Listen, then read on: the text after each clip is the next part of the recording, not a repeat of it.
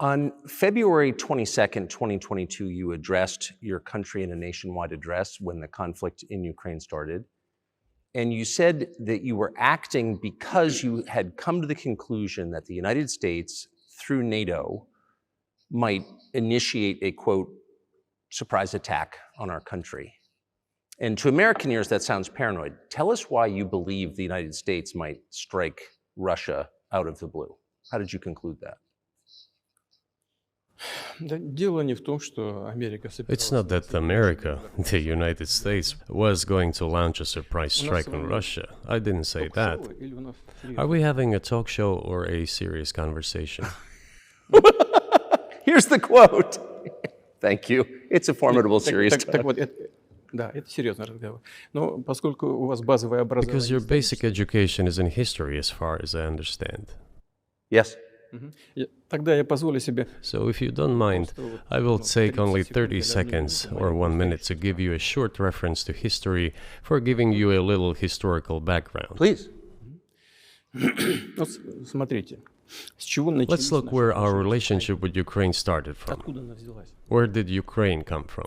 The Russian state started gathering itself as a centralized statehood, and it is considered to be the year of the establishment of the Russian state in 862, when the townspeople of Novgorod invited a Varangian prince, Rurik, from Scandinavia to reign. In 1862, Russia celebrated the 1000th anniversary of its statehood.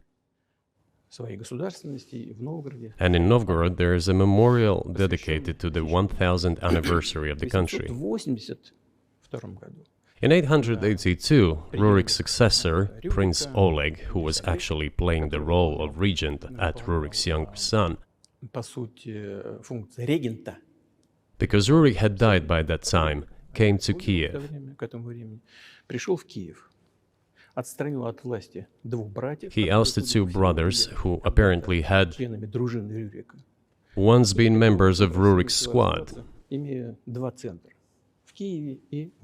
So Russia began to develop with two centers of power, Kiev and Novgorod. The next very significant date in the history of Russia was 988. This was the baptism of Russia, when Prince Vladimir, the great-grandson of Rurik, baptized Russia and adopted Orthodoxy, or Eastern Christianity. From this time, the centralized Russian state began to strengthen. Why? Because of the single territory, integrated economic ties, one and the same language, and, after the baptism of Russia, the same faith and rule of the prince.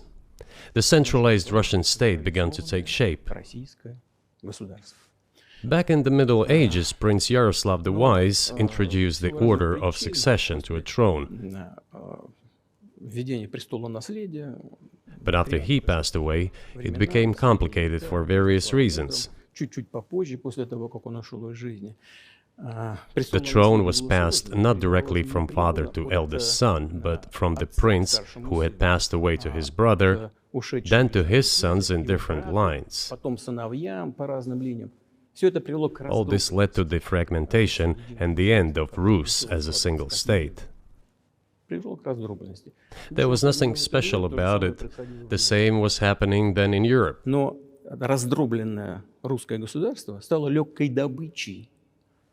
But the fragmented Russian state became an easy prey to the empire created earlier by Genghis Khan.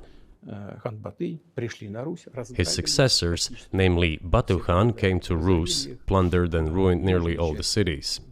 The southern part, including Kiev, by the way, and some other cities, simply lost independence, while northern cities preserved some of their sovereignty.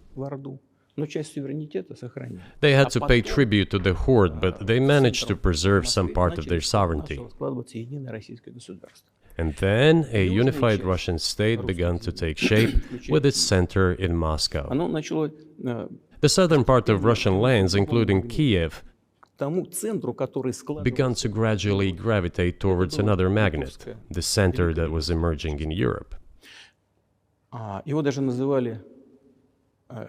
This was the Grand Duchy of Lithuania.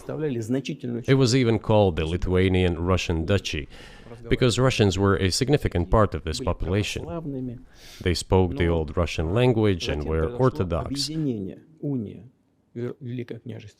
But then there was a unification, the union of the Grand Duchy of Lithuania and the Kingdom of Poland.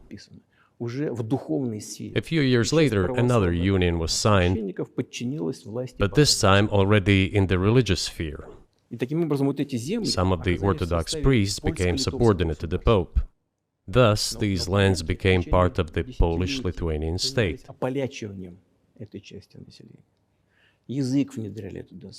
During decades, the Poles were engaged in Polonization of this part of the population. They introduced their language there, tried to entrench the idea that this population was not exactly Russians, that because they lived on the fringe, they were Ukrainians. Originally, the word Ukrainian meant that a person was living on the outskirts of the state, along the fringes, or was engaged in a border patrol service. It didn't mean any particular ethnic group. So the Poles were trying to, in every possible way, to colonize this part of the Russian lands, and actually treated it rather harshly, not to say cruelly. All that led to the fact that this part of the Russian lands began to struggle for their rights. They wrote letters to Warsaw demanding that their rights be observed and people be commissioned here, including to Kiev. I beg your pardon, can you tell us what period? I'm losing track of where in history we are. The Polish oppression of Ukraine. It was in the 13th century.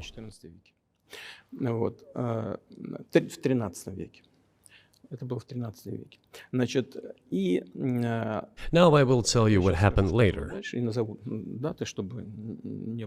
and give the dates so that there is no confusion. And in 1654, even a bit earlier,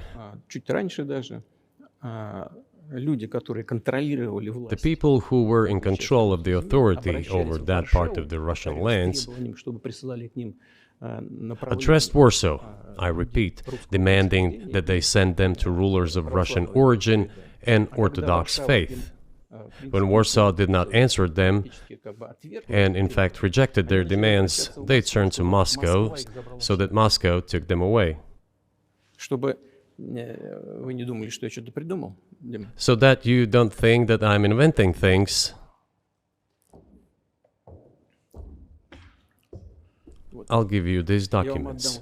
Well, it doesn't sound like you're inventing it. I'm not sure why it's relevant to what happened 2 years ago. But still, these are documents from the archives, copies. Here are the letters from Bogdan Khmelnytsky, the man who then controlled the power in this part of the Russian lands that is now called Ukraine. He wrote to Warsaw demanding that their rights be upheld. And after being refused, he began to write letters to Moscow, asking to take them under the strong hand of the Moscow Tsar. There are copies of these documents. I will leave them for your good memory. There is a translation into Russian. You can translate it into English later.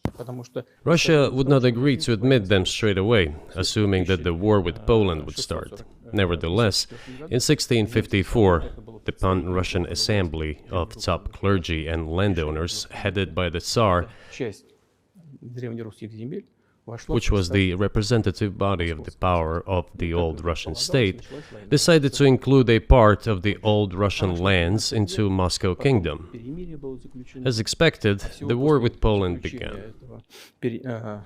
It lasted 13 years, and then in 1654, a truce was concluded. And 32 years later, I think, a peace treaty with Poland, which they called Eternal Peace, was signed.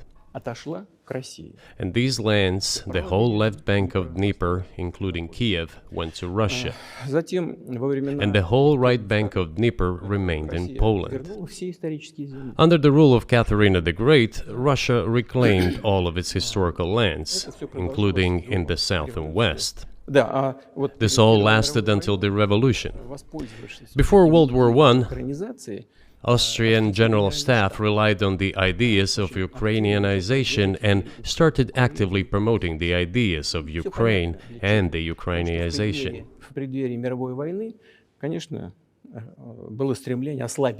Their motive was obvious.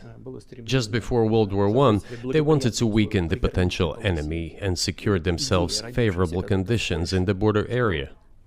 So the idea which had emerged in Poland that people residing in that territory were allegedly not really Russians, but rather belonged to a special ethnic group, Ukrainians, started being propagated by the Austrian General Staff.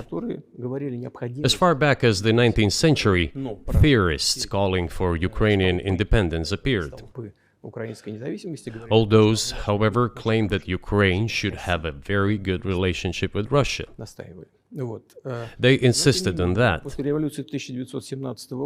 After the 1917 revolution, the Bolsheviks sought to restore the statehood, and the civil war began, including the hostilities with Poland. In 1921, peace with Poland was proclaimed, and under that treaty, the right bank of Dnieper River once again was given back to Poland. In 1939, after Poland cooperated with Hitler, it did collaborate with Hitler, you know? Hitler offered Poland peace and a treaty of friendship. An alliance demanding in return that Poland give back to Germany the so-called Danzig corridor, which connected the bulk of Germany with East Prussia and Königsberg.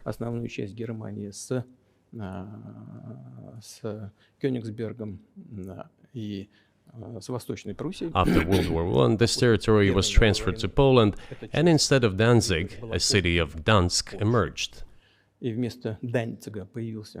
Hitler asked them to give it amicably, but they refused. Of course. Still, they collaborated with Hitler and engaged together in the partitioning of Czechoslovakia. But may I ask you, you're making the case that Ukraine, certainly parts of Ukraine, Eastern Ukraine, is in effect Russia has been for hundreds of years. Why wouldn't you just take it when you became president 24 years ago? You have nuclear weapons, they don't. If it's actually your land, why did you wait so long? I'll tell you. I'm coming to that. This briefing is coming to an end. It might be boring, but it explains many things. I just don't know how it's relevant. Good. Good. I'm so gratified that you appreciate that. Thank you. So, before World War II, Poland collaborated with Hitler, and although it did not yield to Hitler's demands, it still participated in the partitioning of Czechoslovakia together with Hitler, as the Poles had not given the Danzig corridor to Germany and went too far, pushing Hitler to start World War II by attacking them. Why was it Poland against whom the war started on 1st September 1939? Poland turned out to be uncompromising, and Hitler had nothing to do but start implementing his plans with Poland. By the way, the USSR, I have read some archive documents, behaved very honestly. It asked Poland's permission to transit its troops through the Polish territory to help Czechoslovakia.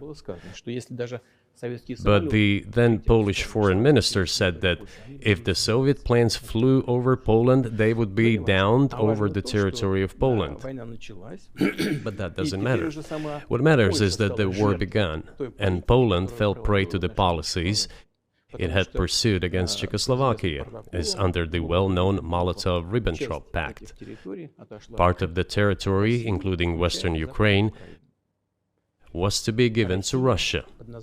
Thus, Russia, which was then named the USSR, regained its historical lands. After the victory in the Great Patriotic War, as we call World War II, all those territories were ultimately enshrined as belonging to Russia, to the USSR. As for Poland, it received, apparently in compensation, the lands which had originally been German, The eastern parts of Germany, these are now western lands of Poland. Of course, Poland regained access to the Baltic Sea and Danzig, which was once again given its Polish name. So this was how this situation developed. In 1922, when the USSR was being established, the Bolsheviks started building the USSR and established the Soviet Ukraine, which had never existed before. Right.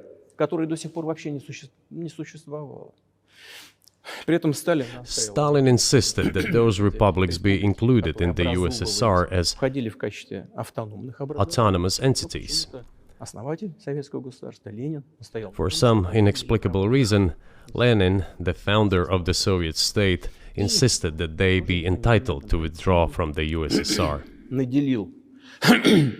And again, for some unknown reasons, he transferred to that newly established Soviet Republic of Ukraine some of the lands together with people living there, even though those lands had never been called Ukraine, and yet they were made part of that Soviet Republic of Ukraine.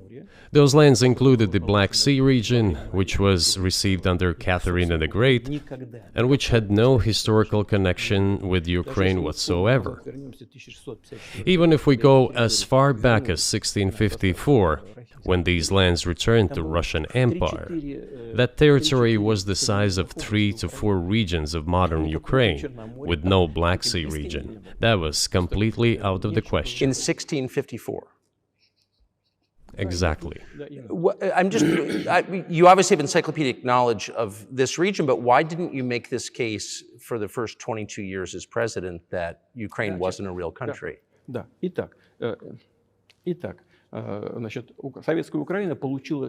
The Soviet Union was given a great deal of territory that had never belonged to it, including the Black Sea region.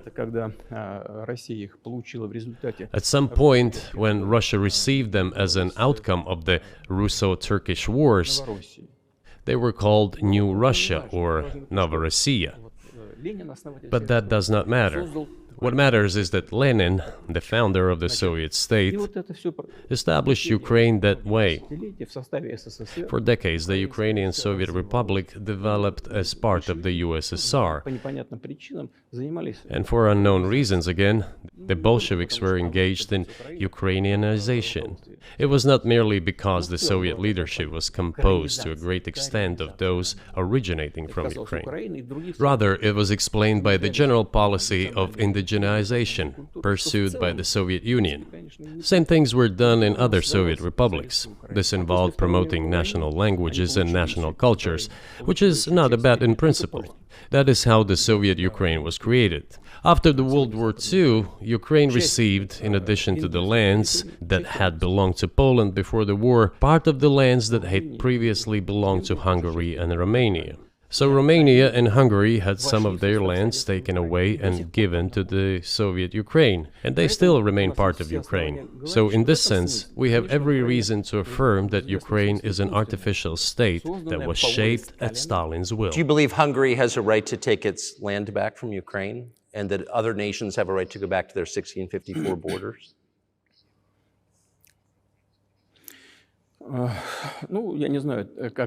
I'm not sure whether they should go back to the 1654 borders. But given Stalin's time, so-called Stalin's regime, which, as many claim, saw numerous violations of human rights and violations of the rights of other states,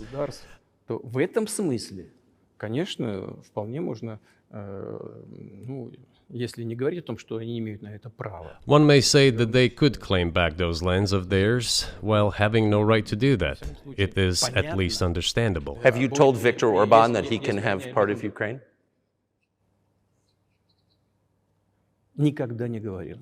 Never. I have never told him. Not a single time. We have not even had any conversation on that, but I actually know for sure that Hungarians who live there wanted to get back to their historical land. Moreover, I would like to share a very interesting story with you. I digress, it's a personal one. Somewhere in the early 80s, I went on a road trip in a car from then Leningrad across the Soviet Union through Kiev. Made a stop in Kiev and then went to western Ukraine. I went to the town of Beregovoye, and all the names of towns and villages there were in Russian and in a language I did not understand, in Hungarian, in Russian and in Hungarian, not in Ukrainian, in Russian and in Hungarian. I was driving through some kind of village and there were men sitting next to the houses and they were wearing black three-piece suits and black cylinder hats. I asked, are they some kind of entertainers? I was told, no, they were not entertainers, they're Hungarians. I said, what are they doing here? What do you mean? This is their land, they live here. This was during the Soviet time in the 1980s. They preserved the Hungarian language, Hungarian names, and all their national costumes. They are Hungarians and they feel themselves to be Hungarians. And of course, when now there is an infringement. Well, that is, and there's a lot of that, though. I think many nations are upset about Transylvania as well, as you obviously know. But many nations feel frustrated by the redrawn borders of the wars of the 20th century and wars going back 1,000 years, the ones that you mentioned. But the fact is that you didn't make this case in public until 2 years ago, February. And in the case that you made, which I read today, you explain at great length that you felt a physical threat from the West in NATO, including potentially a nuclear threat, and that's what got you to move. Is that a fair characterization of what you said?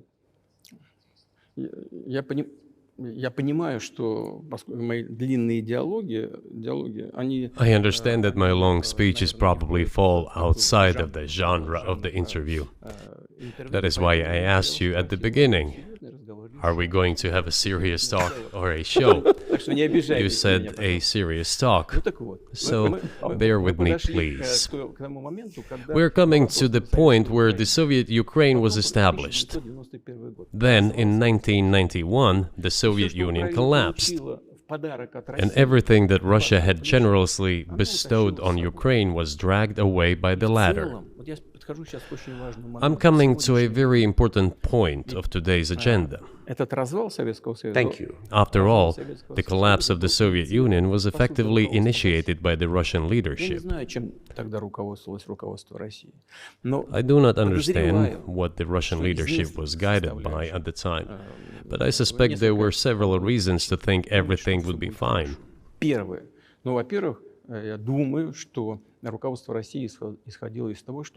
First, I think that then Russian leadership believed that the fundamentals of the relationship between Russia and Ukraine were, in fact, a common language. More than 90% of the population there spoke Russian. Family ties. Every third person there had some kind of family or friendship ties. Common culture, common history. Finally, common faith, coexistence with a single state for centuries, and deeply interconnected economies. All of these were so fundamental. All these elements together make our good relationships inevitable. The second point is a very important one. I want you, as an American citizen, and your viewers to hear about this as well. The former Russian leadership assumed that the Soviet Union had ceased to exist, and therefore there were no longer any ideological dividing lines. Russia even agreed voluntarily and proactively to the collapse of the Soviet Union, and believed that this would be understood by the so-called civilized West as an invitation for cooperation and association. That is what Russia was expecting, both from the United States and the so-called collective West as a whole.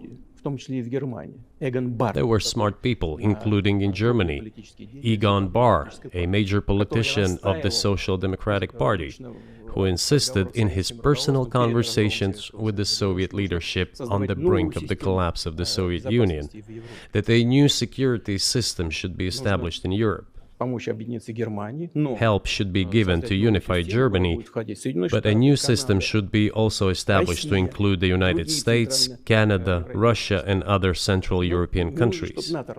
Yes. But NATO needs not to expand. That's what he said. If NATO expands, everything would be just the same as during the Cold War, only closer to Russia's borders. That's all. He was a wise old man, but no one listened to him. In fact, he got angry once. If, he said, you don't listen to me, I'm never setting my foot in Moscow once again. Everything happened just as he had said. Well, of course, it did come true, and you've mentioned this many times. I think it's a fair point, and many in America thought that relations between Russia and the United States would be fine with the collapse of the Soviet Union and the end of the Cold War, that the opposite happened.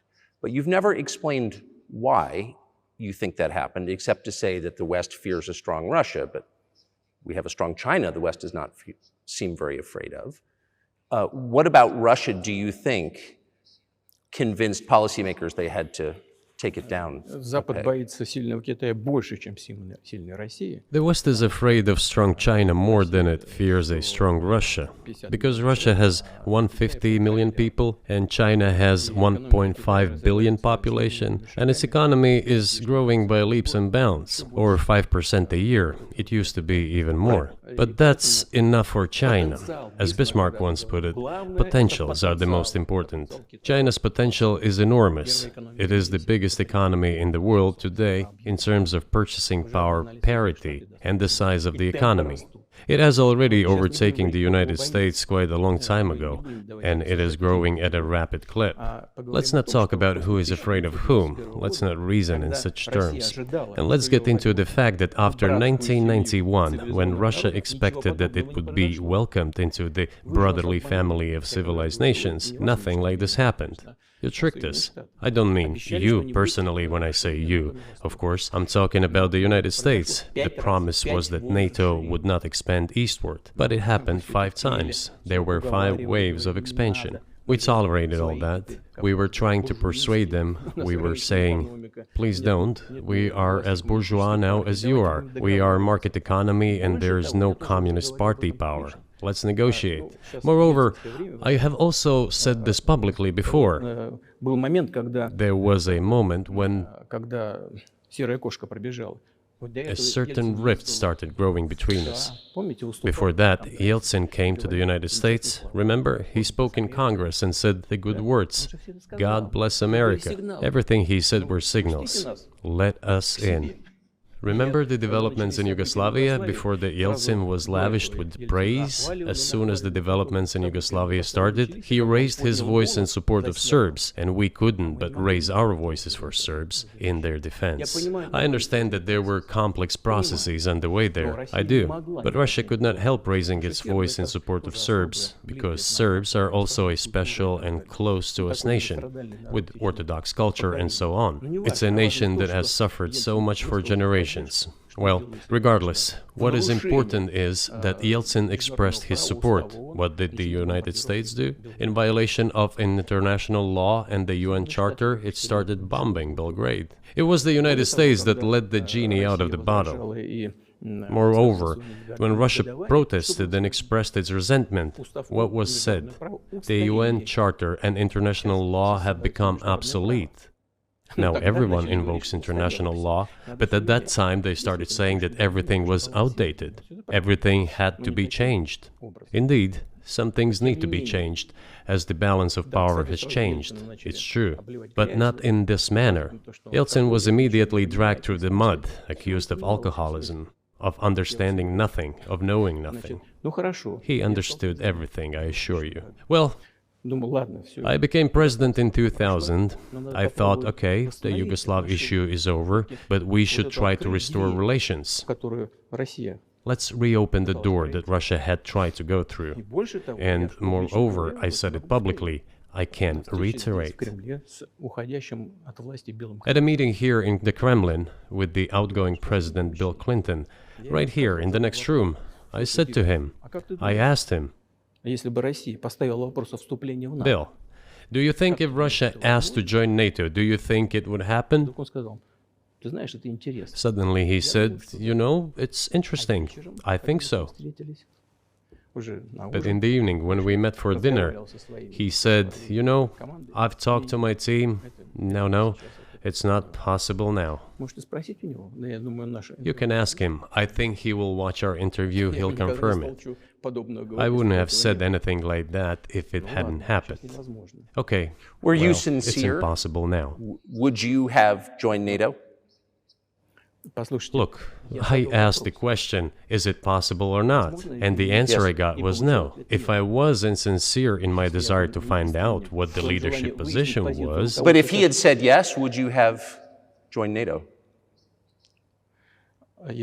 if he had said yes, the process of rapprochement would have commenced, and eventually it might have happened if we had seen some sincere wish on the other side of our partners. But it didn't happen. Well, no means no. Okay, fine. Why do you think that is? Just to get to motive, I know you're clearly bitter about it. I understand. But why do you think the West rebuffed you then? Why the hostility? Why did the end of the Cold War not fix the relationship? What motivates this from your point of view? You said I was bitter about the answer. No, it's not bitterness. It's just a statement of fact. We're not bride and groom, bitterness, resentment. It's not about those kind of matters in such circumstances. We just realized we weren't welcome there, that's all. Okay, fine. But let's build relations in another manner. Let's look for common ground elsewhere. Why we received such a negative response, you should ask your leaders. I can only guess why. Too big a country with its own opinion and so on. And the United States, I've seen how issues are being resolved in NATO. I will give you another example now concerning Ukraine. The US leadership exerts pressure, and all NATO members obediently vote, even if they do not like something.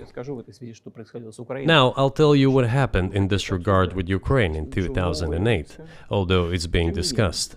I'm not going to open a secret to you, say anything new. Nevertheless, after that we tried to build relations in different ways. For example, the events in the Middle East, in Iraq. We were building relations with the United States in a very soft, prudent, cautious manner.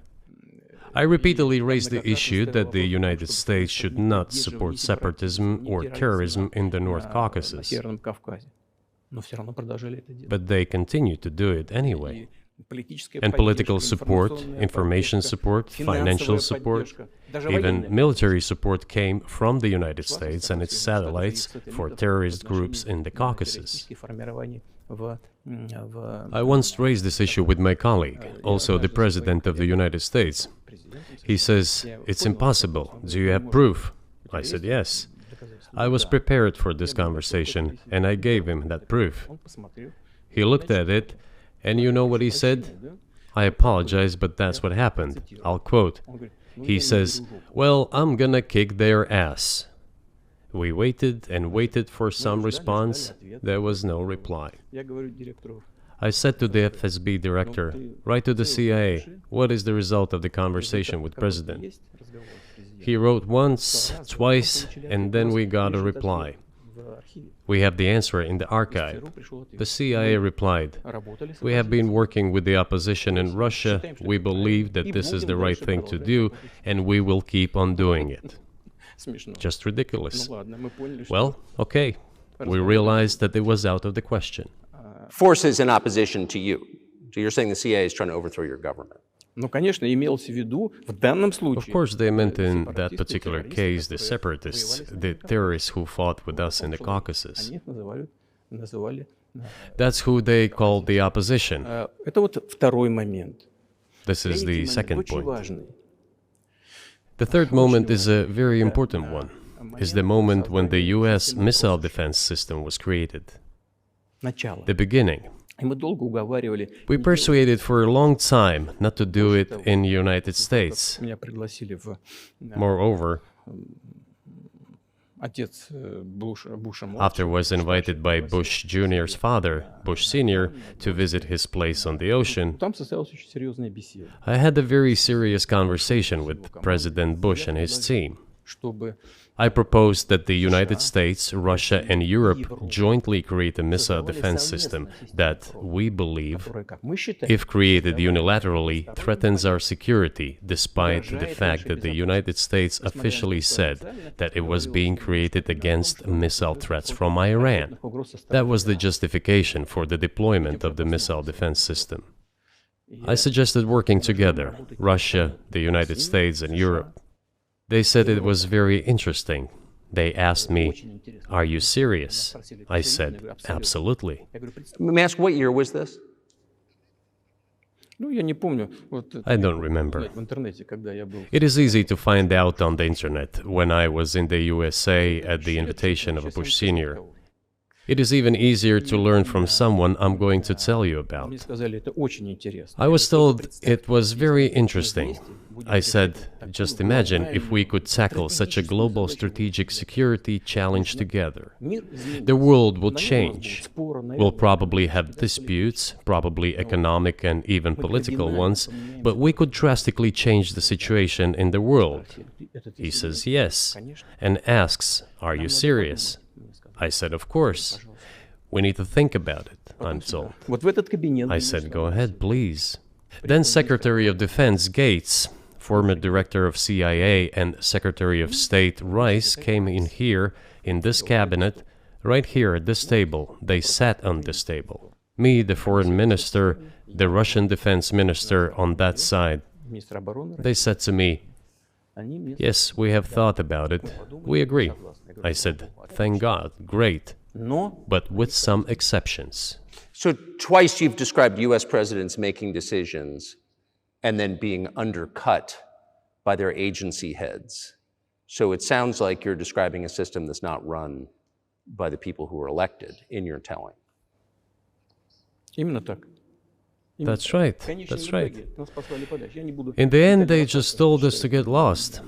I'm not going to tell you the details because I think it's incorrect. After all, it was confidential Наше предложение conversation. было отклонено. But our proposal was declined. That's a Тогда, fact. именно тогда я сказал, It was right then when I said, "Look, but then we will be forced to take countermeasures. будем создавать такие We will удары. create such strike systems that will certainly overcome missile defense systems." Ответ был такой. The answer was, "We are not doing this against you, and you do what you want," assuming that it is not against us, not against the United States. Гиперзвуковые системы. I said, "Okay, very well." That's the way it went. And we created hypersonic systems with intercontinental range, and we continue to develop them. We are now ahead of everyone, the United States and the other countries, in terms of the development of hypersonic strike systems, and we are improving them every day. But it wasn't us.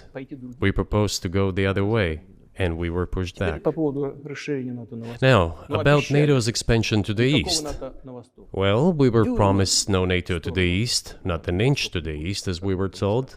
And then what? Что сказать? Ну, They said, well, it's not enshrined on paper, so we'll expand. 5 расширений. So there were 5 waves of expansion, the Baltic states, the whole of Eastern Europe, and so on. И вот теперь прихожу к главному. And now I come to the main thing. They have come to the Ukraine, ultimately. In 2008, at the summit in Bucharest, they declared that the doors for Ukraine and Georgia to join NATO were open. Now about how decisions are made there.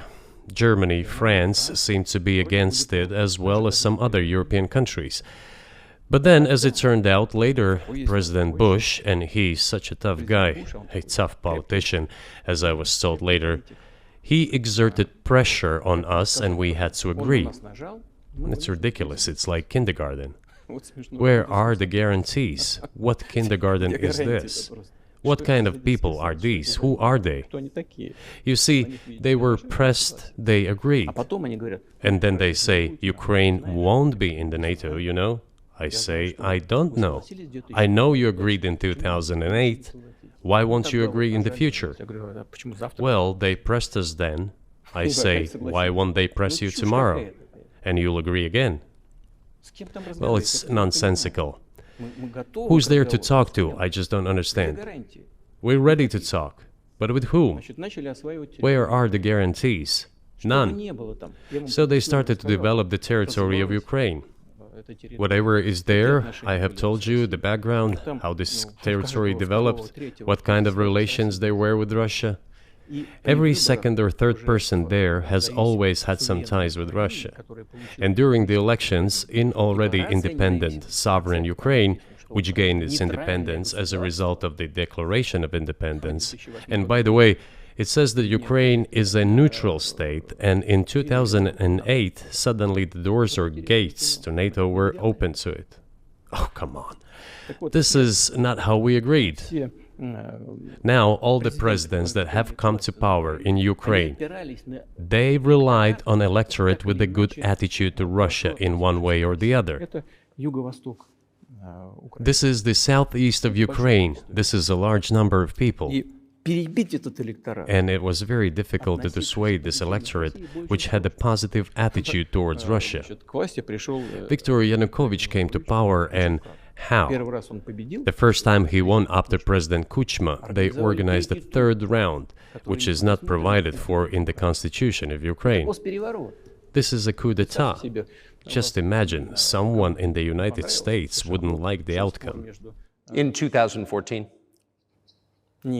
Before that. No, this was before that. After President Kuchma, Viktor Yanukovych won the elections. However, his opponents did not recognize that victory. The US supported the opposition, and the third round was scheduled. What is this? This is a coup. The US supported it, and the winner of the third round came to power. Imagine if in the US something was not to someone's liking, and the third round of election, which the US Constitution does not provide for, was organized. Nonetheless, it was done in Ukraine. Okay, Viktor Yushchenko, who was considered a pro-Western politician, came to power. Fine, we have built relations with him as well. He came to Moscow with visits. We visited Kiev. I visited too. We met in an informal setting. If he's pro-Western, so be it. It's fine. Let people do their job. The situation should have developed inside the independent Ukraine itself. As a result of Kuchma's leadership, things got worse and Viktor Yanukovych came to power after all. Maybe he wasn't the best president and politician, I don't know. I don't want to give assessments. However, the issue of the association with the EU came up. We have always been lenient to this, suit yourself. But when we read through the Treaty of Association, it turned out to be a problem for us, since we had a free trade zone and open customs borders with Ukraine, which under this association had to open its borders for Europe, which would have led to flooding of our market. We said, no, this is not going to work.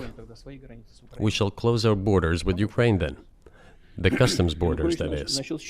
Yanukovych started to calculate how much Ukraine was going to gain, how much to lose, and said to his European partners, I need more time to think before signing. The moment he said that, the opposition began to take destructive steps which were supported by the West. It all came down to Maidan and a coup in Ukraine. So he did more trade with Russia than with the EU. Ukraine did. Of course. It's not even the matter of trade volume, although for the most part it is. It is the matter of cooperation ties, which the entire Ukrainian economy was based on. The cooperation ties between the enterprises were very close since the times of the Soviet Union.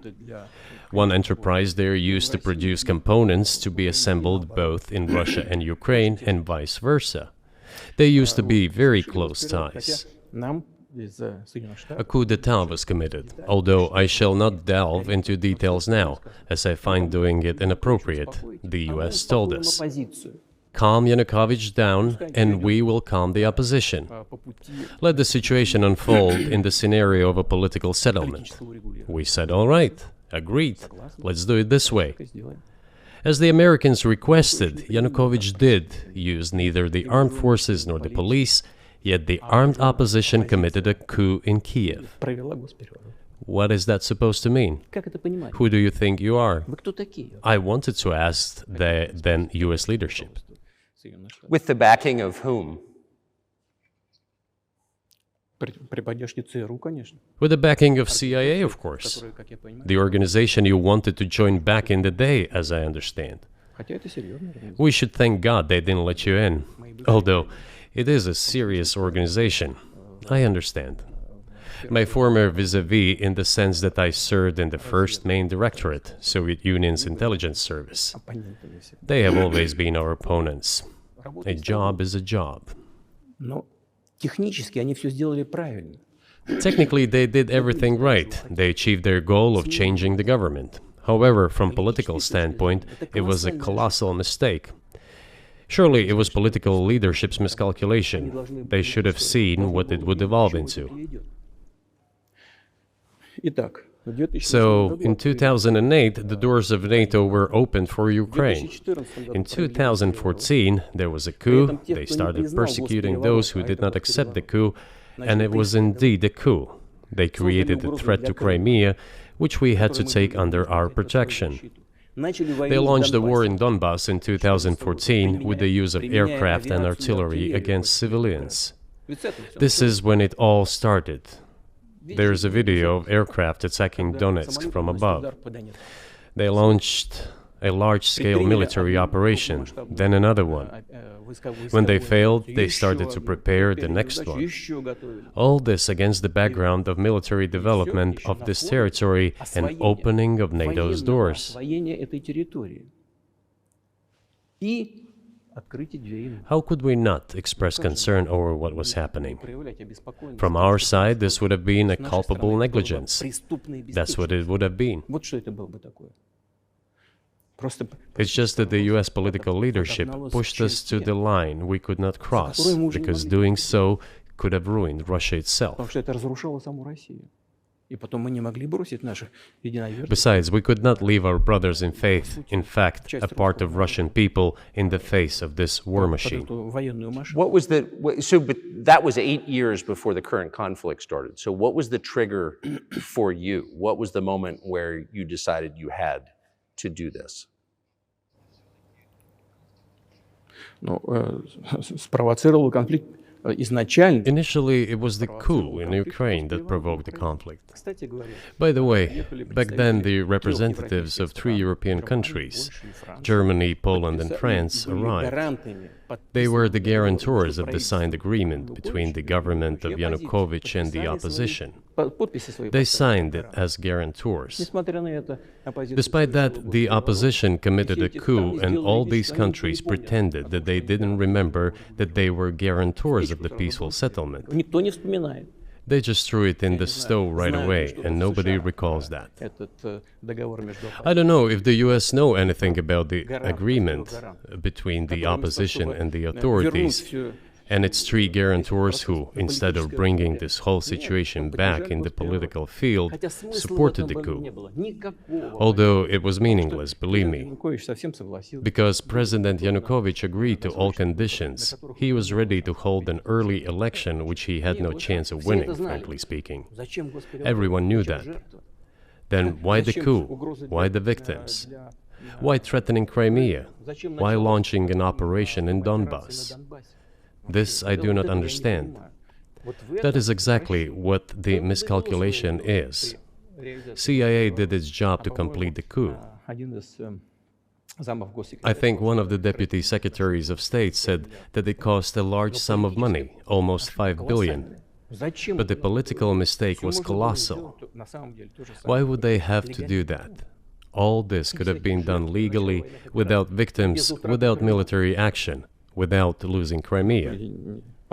We would have never considered to even lift a finger if it hadn't been for the bloody developments on Maidan.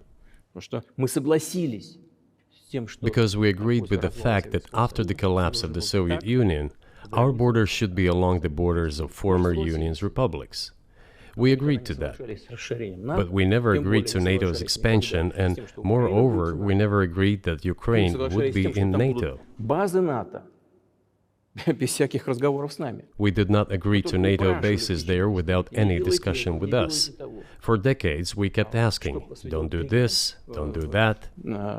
В последних событиях. Ну, во-первых, And what triggered the latest events? руководство Украины заявило, Firstly, the current Ukrainian leadership declared that it would not implement the Minsk agreements, which had been signed, as you know, after the events of 2014 in Minsk, where the plan of peaceful settlement in Donbass was set forth. нет, руководство But no, the current Ukrainian leadership, foreign minister, all other officials, and then president himself said that they don't like anything about the Minsk agreements. иными словами, исполнять не собираются. In other words, they were not going to implement it. Прямо сказали, что подписывали уже A year or a year and a half ago, former leaders of Germany and France said openly to the whole world это соглашение Минска. that they indeed signed the Minsk agreements, but they never intended to implement them. They simply led us by the nose. Was there anyone for you to talk to? Did you call a U.S. President, Secretary of State, and say, if you keep militarizing Ukraine with NATO forces, this is going to get, we're going to act? Мы постоянно об этом говорили. Мы постоянно об этом говорили. Мы обращались We talked about this all the time. We addressed the United States and European countries' leadership to stop these developments immediately, to implement the Minsk agreements. Frankly speaking, I didn't know how we were going to do this, but I was ready to implement them. These agreements were complicated for Ukraine. They included lots of elements of those Donbass territories' independence. That's true.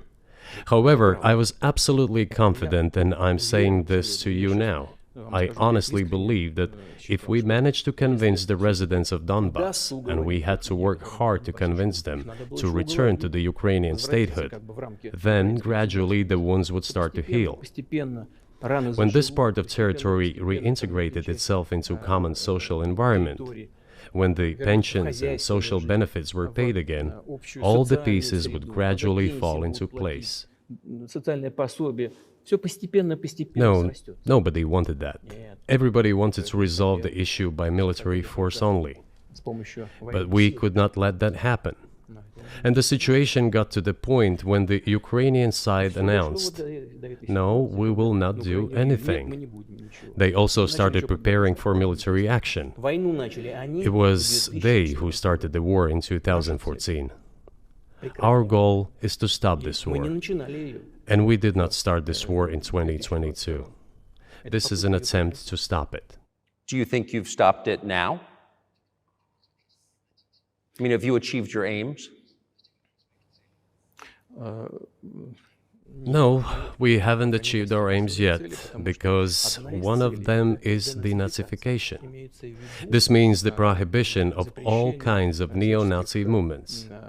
This is one of the problems that we discussed during the negotiation process, which ended in Istanbul early this year.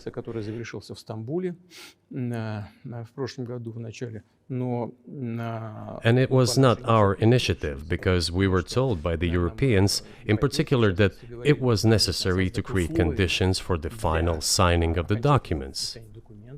My counterparts in France and Germany said,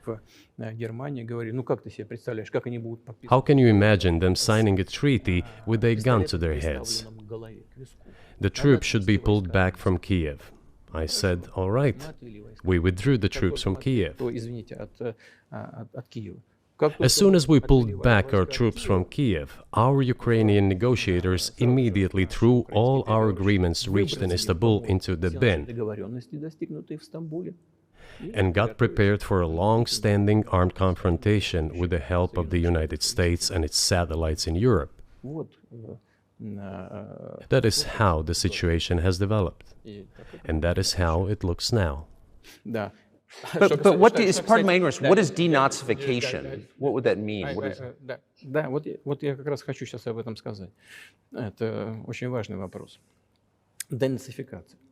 That is what I want to talk about right now. It is a very important issue. Denazification. After gaining independence, Ukraine began to search, as some Western analysts say, its identity. And it came up with nothing better than to build this identity upon some false heroes who collaborated with Hitler. которые сотрудничали с Гитлером. Я уже говорил, что I have already said that in the early 19th century, when the theorists of independence and sovereignty of Ukraine appeared, they assumed that an independent Ukraine should have very good relations with Russia. но в силу исторического развития But due to the historical development, those territories were part of the Polish-Lithuanian Commonwealth. Poland, where Ukrainians were persecuted and treated quite brutally as well as were subject to cruel behavior. идентичность и вели себя очень жестоко, это все осталось в памяти. There were also attempts to destroy their identity. Когда началась Вторая мировая война, часть этой All this remained in the memory of the people. When World War II broke out, part of this extremely nationalist elite collaborated with Hitler, believing that he would bring them freedom. она начала сотрудничать с Гитлером, полагая, что The German troops, even the SS troops, made Hitler's collaborators do the dirtiest work of exterminating the Polish and Jewish population. Hence this brutal massacre of the Polish and Jewish population, as well as the Russian population too. которые с Гитлером сотрудничали. Вот отсюда вот эта жестокая резня. This was led by the persons who are well known, Bandera, Shukevich. It was those people who were made national heroes. That is the problem. And we are constantly told that nationalism and neo-Nazism exist in other countries as well. Yes, they are seedlings, but we uproot them, and other countries fight against them. But Ukraine is not the case. These people have been made into national heroes in Ukraine. Monuments to those people have been erected. They are displayed on flags. Their names are shouted by crowds that walk with torches, as it was in Nazi Germany. Они на флагах, они их имена кричат. These were people who exterminated Poles, Jews, and Russians. Это люди, которые уничтожали поляков, евреев и русских. It is necessary to stop this practice and prevent the dissemination of this concept. I say that Ukrainians are part of the one Russian people. They say, no, we are a separate people. Okay, fine. If they consider themselves a separate people, they have the right to do so, but not on the basis of Nazism, the Nazi ideology. Would you be satisfied with the territory that you have now? Нет, сейчас закончим. Вы же задали вопрос по неонацизму и денацификации. I will finish answering the question. You just asked a question about neo-Nazism and denazification. Замалчивается на Западе. Look, the president of Ukraine visited Canada. This story is well known, but being silenced in the Western countries. Спикер парламента. The Canadian Parliament introduced a man who, as the Speaker of the Parliament said, fought against the Russians during the World War II. Well, who fought against the Russians during the World War II? Hitler and his accomplices. It turned out that this man served in the SS troops. He personally killed Russians, Poles, and Jews. The SS troops consisted of Ukrainian nationalists who did this dirty work.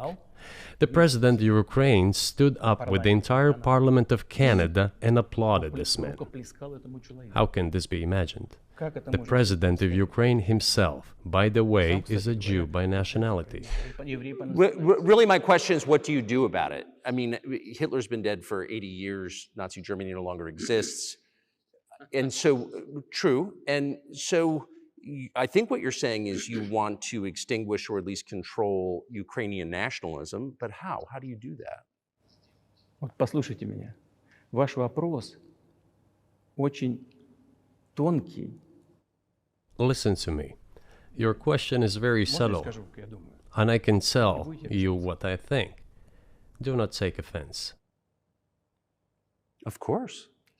Он, казалось бы, тонкий, он очень противный, этот вопрос. This question appears to be subtle. It is quite pesky. Значит, You say Hitler has been dead for so many years, 80 years. But his example lives on. People who exterminated Jews, Russians, and Poles are alive. And the president, the current president of today's Ukraine, applauds him in the Canadian Parliament, gives a standing ovation. Can we say that we have completely uprooted this ideology if what we see is happening today? That is what denazification is in our understanding. We have to get rid of those people who maintain this concept and support this practice and try to preserve it. That is what denazification is. That is what we mean. Right. My question was a little more specific. It was, of course, not a defense of Nazis, neo or otherwise. It was a practical question. You don't control the entire country. You don't control Kiev. You don't seem like you want to. So how do you eliminate a culture or an ideology or feelings or a view of history in a country that you don't control? What do you do about that? А вы знаете, как вам не покажется странным, в ходе переговоров в Стамбуле... You know, as strange as it may seem to you, during the negotiations in Istanbul, we did agree that we have it all in writing. Neo-Nazism would not be cultivated in Ukraine, including that it would be prohibited at the legislative level. Mr. Carlson, we agreed on that. This, it turns out, can be done during the negotiation process. And there's nothing humiliating for Ukraine as a modern civilized state. Is any state allowed to promote Nazism? It is not, is it? That is it. Will there be talks, and why haven't there been talks about resolving the conflict in Ukraine, peace talks? Они были, они дошли до очень высокой стадии согласования позиций, сложно. They have been. They reached a very high stage of coordination of positions in a complex process, but still they were almost finalized. But after we withdrew our troops from Kiev, as I have already said, the other side threw away all these agreements and obeyed the instructions of Western countries, European countries, and the United States to fight Russia to the bitter end. Moreover, the president of Ukraine has legislated a ban on negotiating with Russia. He signed a decree forbidding everyone to negotiate with Russia. But how are we going to negotiate if he forbade himself and everyone to do this? We know that he is putting forward some ideas about this settlement, but in order to agree on something, we need to have a dialogue. Is that not right? Well, but you wouldn't be speaking to the Ukrainian president, you'd be speaking to the American president. When was the last time you spoke to Joe Biden? I cannot remember when I talked to him. I do not remember. We can look it up. You don't remember? No. Why? Do I have to remember everything? I have my own things to do. We have domestic political affairs. Well, he's funding the war that you're fighting, so I would think that would be memorable. Well, yes, he funds, but I talked to him before the special military operation, of course. And I said to him then, by the way, I will not go into details, I never do, but I said to him then, I believe that you are making a huge mistake of historic proportions by supporting everything that is happening there, in Ukraine, by pushing Russia away. I told him repeatedly, by the way. I think that would be correct if I stop here. What did he say? Ask him, please. It is easier for you. You are a citizen of the United States. Go and ask him. It is not appropriate for me to comment on our conversation. But you haven't spoken to him since before February of 2022?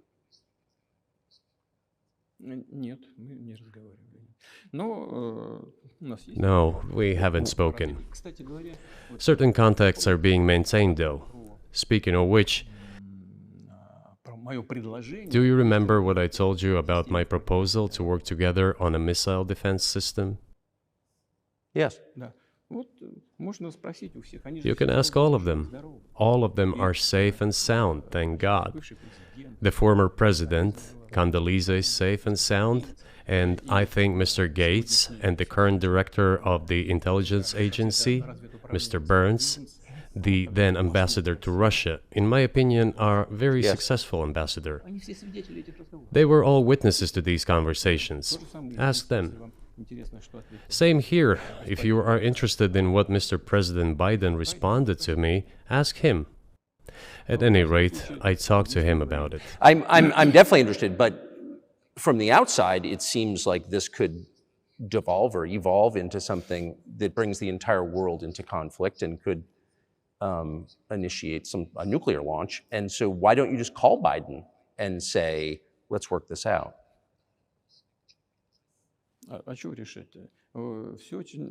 What's there to work out? It's very simple. I repeat, we have contacts through various agencies. I will tell you what we are saying on this matter and what we are conveying to the US leadership. If you really want to stop fighting, you need to stop supplying weapons. It will be over within a few weeks. That's it. And then we can agree on some terms. Before you do that, stop. What's easier? Why would I call him? What should I talk to him about? Or beg him for what? And what messages do you get back? You're going to deliver such and such weapons to Ukraine? Oh, I'm afraid, please don't.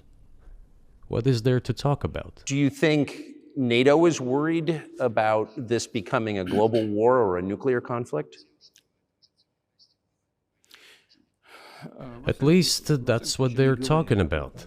And they're trying to intimidate their own population with an imaginary Russian threat. This is an obvious fact. And thinking people, not Philistines, but thinking people, analysts, those who are engaged in real politics, just smart people, understand perfectly well that this is a fake. They're trying to fuel the Russian threat. The threat I think you're referring to is a Russian invasion of Poland, Latvia, expansionist behavior. Can you imagine a scenario where you sent Russian troops to Poland?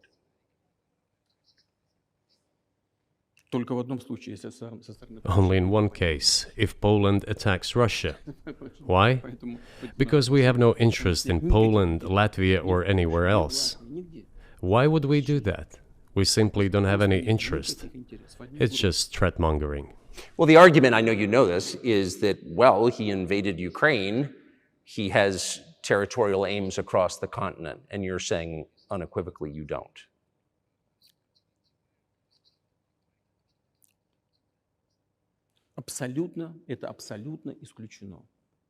It is absolutely out of the question.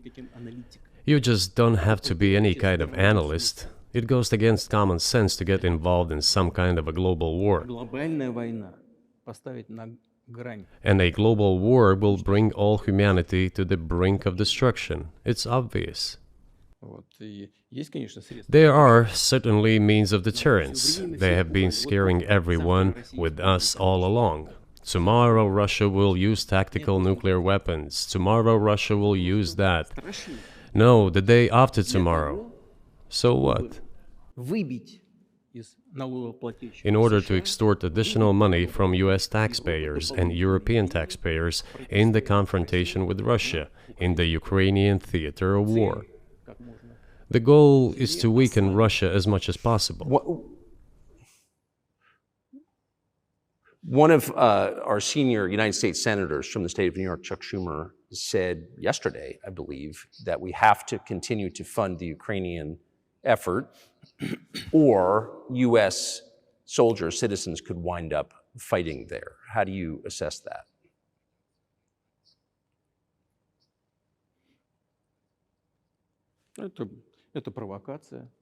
This is a provocation, and a cheap provocation at that. I do not understand why American soldiers should fight in Ukraine. There are mercenaries from the United States there. The bigger number of mercenaries comes from Poland, with mercenaries from the United States in second place and mercenaries from Georgia in third place. Well, if somebody has the desire to send regular troops, that would certainly bring humanity to the brink of very serious global conflict. This is obvious. Do the United States need this? What for? национальной территории. У вас нечем заниматься. thousands of miles away from your national territory. На границе полно. Проблемы Don't you have anything better to do? с государством. You have issues on the border, issues with migration, issues with the national debt, more than $33 trillion. You have nothing better to do, so you should fight in Ukraine? Понимая ситуацию, которая складывается. Wouldn't it be better to negotiate with Russia? Make an agreement, already understanding the situation that is developing today, realizing that Russia will fight for its interests to the end? К здравому смыслу. And realizing this, actually return to common sense, start respecting our country and its interests, and look for certain solutions. Кажется, что это гораздо умнее. It seems to me that this is much smarter and more rational. Who blew up Nord Stream? You for sure. I was busy that day. Nate, do you have I did not blow up Nord Stream. Thank you, though. У вас лично, может быть, есть алиби. У вас лично. You personally may have an alibi, but the CIA has no such alibi. Do you have evidence that NATO or the CIA did it?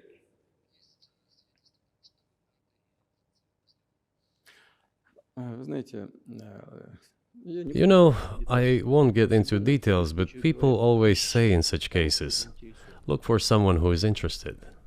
But in this case, we should not only look for someone who is interested, but also for someone who has capabilities.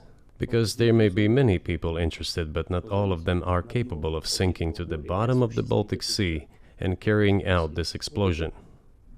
These two components should be connected.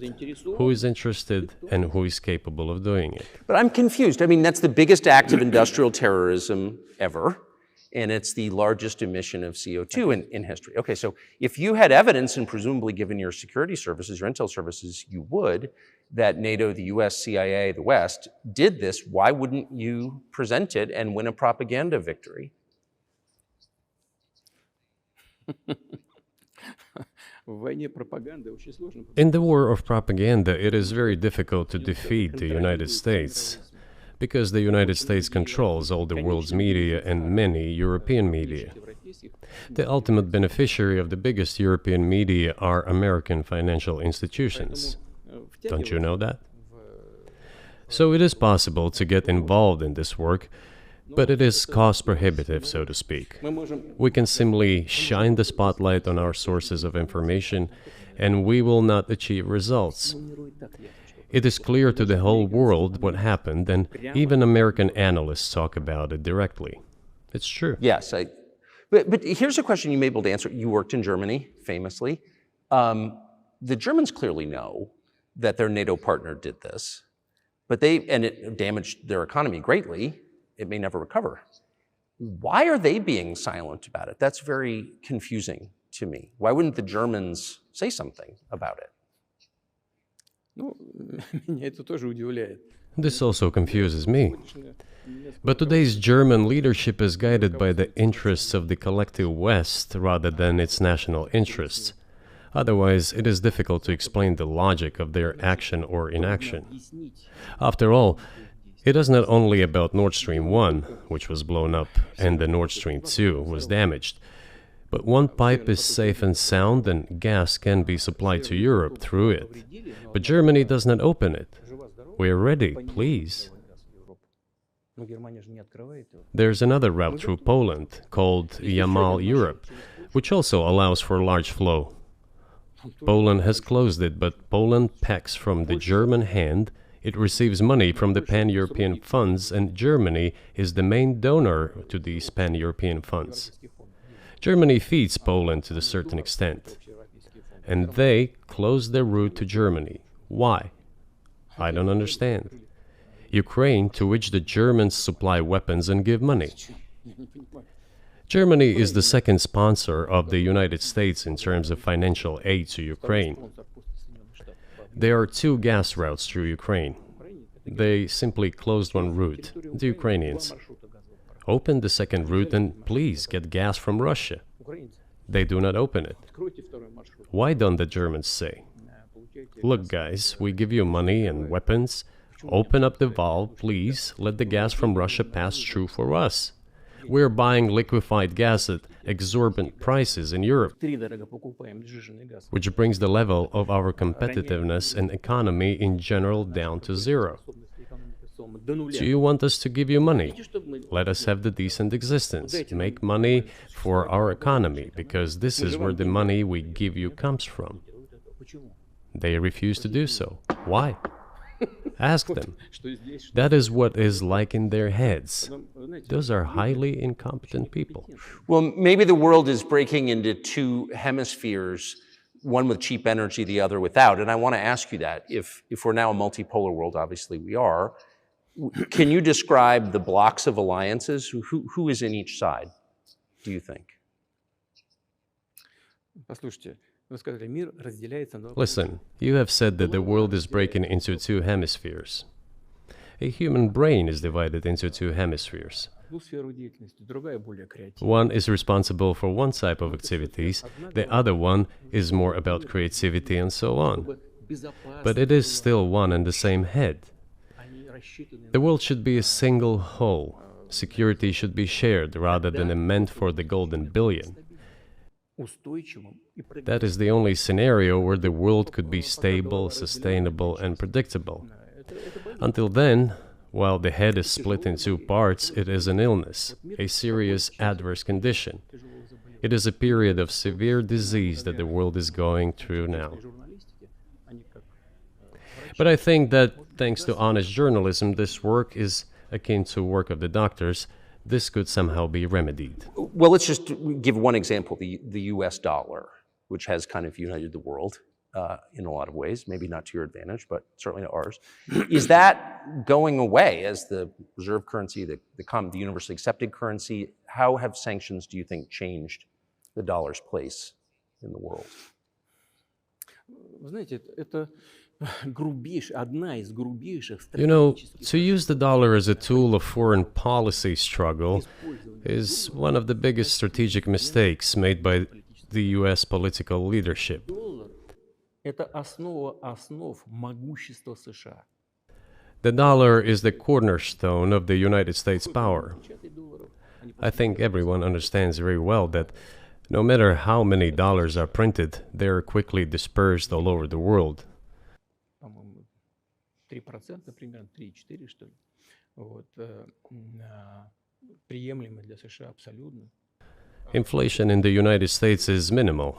It's about 3 or 3.4%, which is, I think, totally acceptable for the US. But they won't stop printing. Это What does the debt of $33 trillion tell us about? It is about the emission. Как только политическое руководство приняло решение использовать доллар в качестве инструмента политической борьбы, Nevertheless, it is the main weapon used by the United States to preserve its power across the world. поэтому американцы As soon as the political leadership decided to use the US dollar as a tool of political struggle, a blow was dealt to this American power. и огромные. I would not like to use any strong language, but it is a stupid thing to do Даже среди and a grave mistake. сокращаются запасы доллара сейчас. Все смотрят на то, что происходит, и начинают искать возможности. Look at what is going on in the world. Но если в отношении Even the United States allies are now downsizing their dollar reserves. Seeing this, everyone starts looking for ways to protect themselves. But the fact that the United States applies restrictive measures to certain countries, such as placing restrictions on transactions, freezing assets, etc., causes grave concern and sends a signal to the whole world. в России мы What did we have here? Until 2022, about 80% of Russian foreign trade transactions were made in US dollars and euros. в наших расчетах с третьими странами. Значит, US dollars accounted for approximately 50% of our transactions with third countries, while currently it is down to 13%. It wasn't us who banned the use of the US dollar. США приняли решение ограничить наши расчеты в долларах. We had no such intention. Полная дурь. It was decision of the United States to restrict our transactions in US dollars. I think it is complete foolishness from the point of view of the interests of the United States itself and its taxpayers, as it damages the US economy, undermines the power of the United States across the world. By the way, our transactions in yuan accounted for about 3%. Today, 34% of our transactions are made in rubles, and about as much, a little over 34% in yuan. Why did the United States do this? My only guess is self-conceit. They probably thought it would lead to full collapse, but nothing collapsed. Moreover, other countries, including oil producers, are thinking of and already accepting payments for oil in yuan. Do you even realize what is going on or not? Does anyone in the United States realize this? What are you doing? You are cutting yourself off. All experts say this. Ask any intelligent and thinking person in the United States what the dollar means for the US. But You're killing it with your own hands. I think that's I think that's a fair assessment. The question is what comes next, and maybe you trade one colonial power for another, much less sentimental and forgiving colonial power. I mean, is the BRICS, for example, in danger of being completely dominated by the Chinese economy in a way that's not good for their sovereignty? Do you worry about that? Well, we have heard those boogeyman stories before. It is a boogeyman story. We're neighbors with China. You cannot choose neighbors just as you cannot choose close relatives. We share a border of 1,000 kilometers with them. This is number one. Second, we have a centuries-long history of coexistence. We're used to it. Third, China's foreign policy philosophy is not aggressive. Its idea is to always look for compromise, and we can see that. The next point is as follows. We are always told the same boogeyman story, and here it goes again. Through an euphemistic form, but it is still the same boogeyman story. The cooperation with China keeps increasing. The pace at which China's cooperation with Europe is growing is higher and greater than that of the growth of Chinese-Russian cooperation. Ask Europeans, aren't they afraid? They might be, I don't know. But they are still trying to access China's market at all costs, especially now that they are facing economic problems. Chinese businesses are also exploring the European market. Do Chinese businesses have small presence in the United States? Yes, the political decisions are such that they are trying to limit their cooperation with China. It is to your own detriment, Mr. Tucker, that you are limiting cooperation with China. You are hurting yourself. It is a delicate matter, and there are no silver bullet solutions, just as it is with the dollar. So, before introducing any illegitimate sanctions, illegitimate in terms of the Charter of the United Nations, one should think very carefully. For decision makers, this appears to be a problem. So you said a moment ago that the world would be a lot better if it weren't broken into competing alliances, if there was cooperation globally. One of the reasons you don't have that is because the current American administration is dead set against you. Do you think if there were a new administration after Joe Biden that you would be able to reestablish communication with the US government? Or does it not matter who the president is?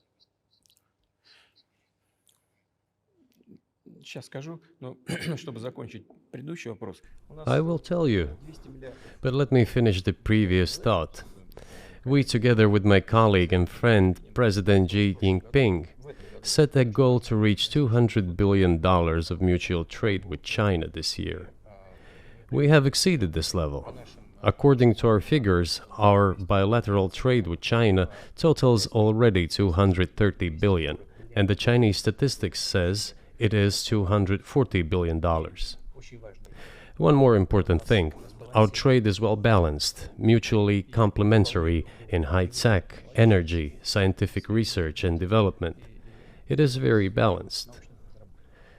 As for BRICS, where Russia took over the presidency this year, The BRICS countries are, by and large, developing very rapidly.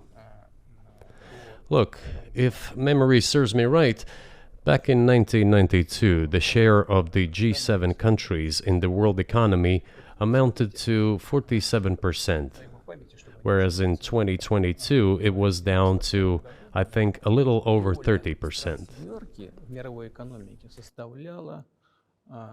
The BRICS countries accounted for only 16% in 1992, but now their share is greater than that of the G7. It has nothing to do with the events in Ukraine. This is due to the trends of global development and world economy, as I mentioned just now. And this is inevitable. This will keep happening. It is like the rise of the sun. You cannot prevent the sun from rising. You have to adapt to it. How do the United States adapt? With the help of force, sanctions, pressure, bombings, and use of armed forces. This is about self-conceit. Your political establishment does not understand that the world is changing under objective circumstances. And in order to preserve your level, even if someone aspires, to the level of dominance, you have to make the right decisions in a competent and timely manner. Such brutal actions, including with regard to Russia and, say, other countries, are counterproductive. This is an obvious fact. It has already become evident. You just asked me if another leader comes and changes something. It is not about the leader. It is not about the personality of a particular person. I had a very good relationship with, say, Bush. I know that in the United States, he was portrayed as some kind of a country boy who does not understand much. I assure you that this is not the case. I think he made a lot of mistakes with regard to Russia, too. I told you about 2008 and the decision in Bucharest to open the NATO's doors for Ukraine and so on. That happened during his presidency. He actually exercised pressure on the Europeans. But in general, on a personal human level, I had a very good relationship with him. He was no worse than any other American or Russian or European politician. I assure you, he understood what he was doing as well as others. I had such personal relationship with Trump as well. It is not about the personality of the leader, it is about the elite's mindset. If the idea of domination at any cost, based also on forceful actions, dominates the American society, nothing will change. It will only get worse. But if, in the end, one comes to the awareness that the world has been changing due to the objective circumstances, and that one should be able to adapt to them in time, using the advantages that the US still has today, then perhaps something may change.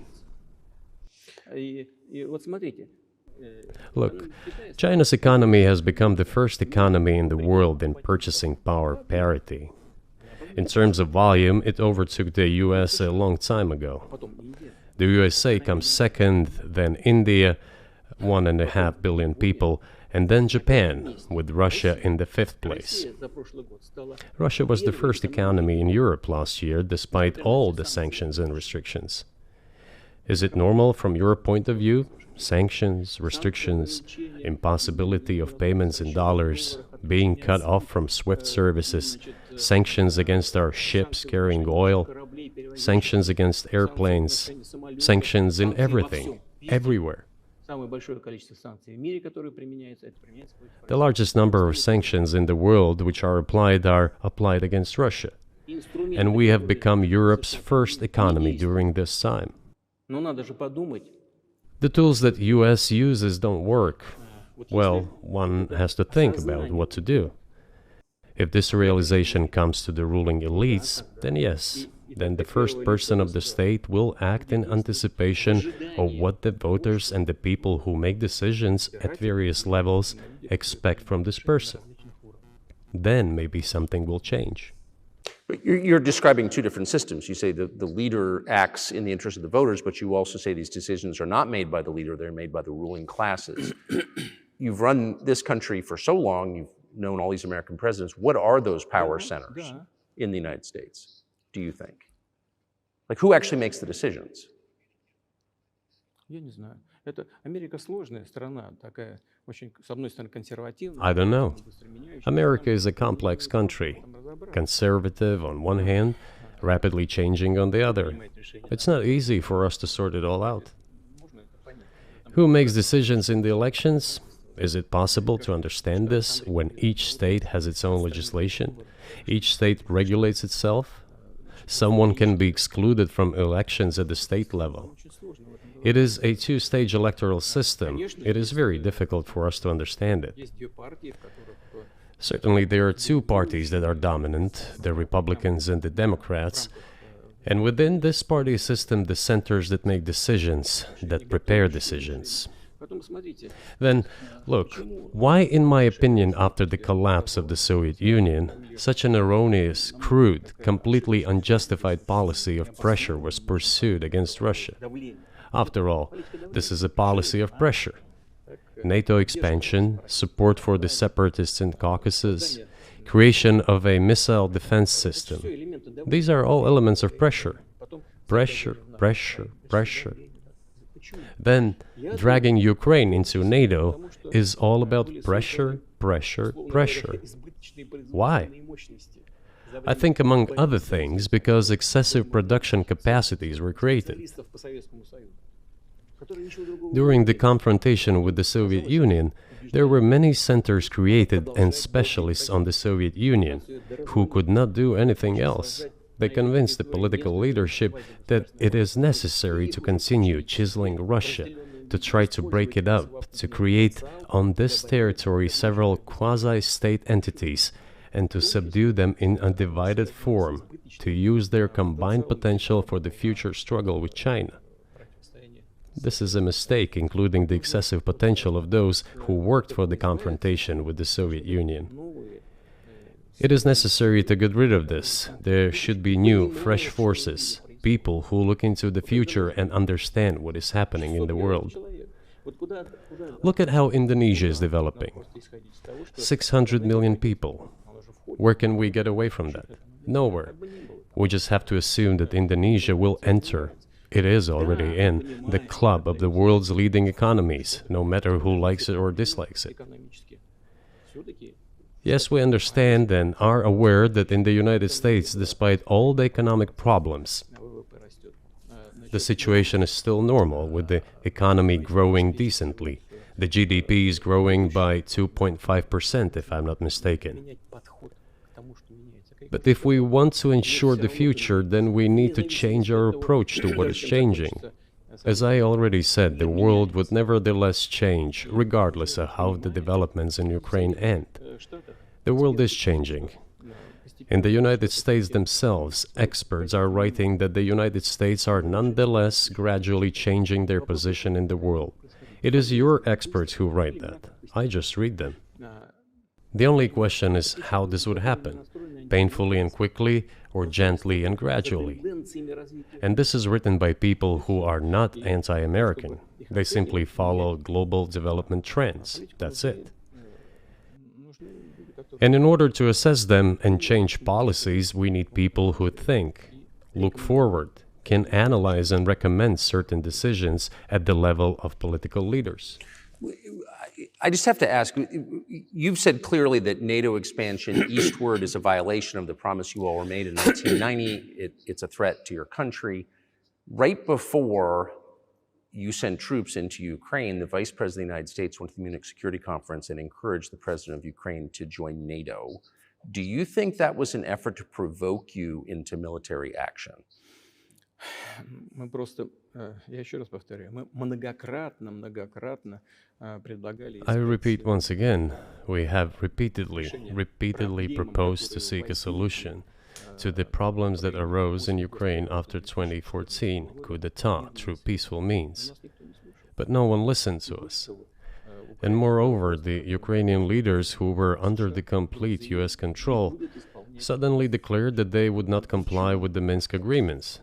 They disliked everything there and continued military activity in that territory. Шло освоение этой территории натовскими военными структурами. Под видом различных центров. And in parallel, that territory was being exploited by NATO military structures under the guise of various personnel training and retraining centers. They essentially began to create bases there. That's all. Ukraine announced that the Russians were a non-titular nationality, while passing the laws that limit the rights of non-titular nationalities in Ukraine. Ukraine, having received all these southeastern territories as a gift from the Russian people, suddenly announced that the Russians were a non-titular nationality in that territory. Is that normal? All this put together led to the decision to end the war that neo-Nazis started in Ukraine in 2014. Do you think Zelensky has the freedom to negotiate a settlement to this conflict?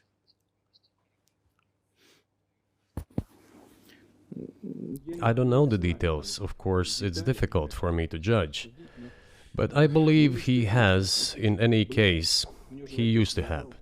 His father fought against the fascists, Nazis, during World War II. I once talked to him about this. I said, Volodya, what are you doing? Why are you supporting neo-Nazis in Ukraine today, while your father fought against fascism? He was a frontline soldier. I will not tell you what he answered. This is a separate topic, and I think it's incorrect for me to do so. But as to the freedom of choice, why not? He came to power on the expectations of Ukrainian people that he would lead Ukraine to peace. He talked about this. It was thanks to this that he won the elections overwhelmingly. But then, when he came to power, in my opinion, he realized two things. Firstly, it is better not to clash with neo-Nazis and nationalists, because they are aggressive and very active. You can expect anything from them. And secondly, the US-led West supports them and will always support those who antagonize with Russia. It is beneficial and safe. So he took the relevant position despite promising his people to end the war in Ukraine. He deceived his voters. But do you think at this point, as of February 2024, he has the latitude, the freedom to speak with you or your government directly about putting an end to this, which clearly isn't helping his country or the world? Can he do that, do you think?